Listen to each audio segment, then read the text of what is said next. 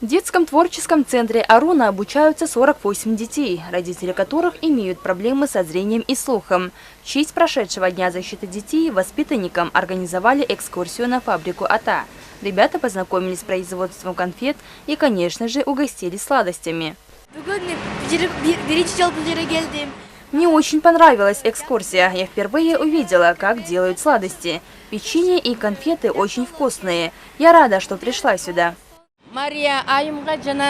Большое спасибо господину послу Турции и его супруге. Они вносят вклад в развитие наших детей. Благодаря им в центре есть 4 вида кружков. Воспитанники – это дети из малообеспеченных семей. И наш центр открывает для них хорошие возможности.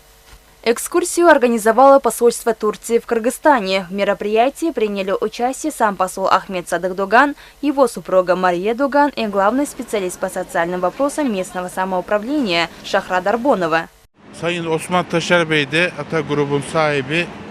Как вы все знаете, 1 июня прошел День защиты детей.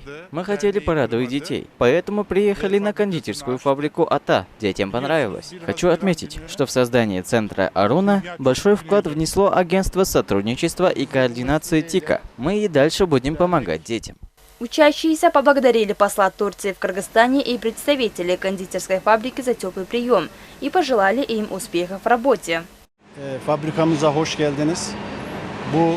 Фабрика была построена в 1998 году. Мы вносим свой вклад в экономику Кыргызстана уже 25 лет. Наши двери всегда открыты для гостей.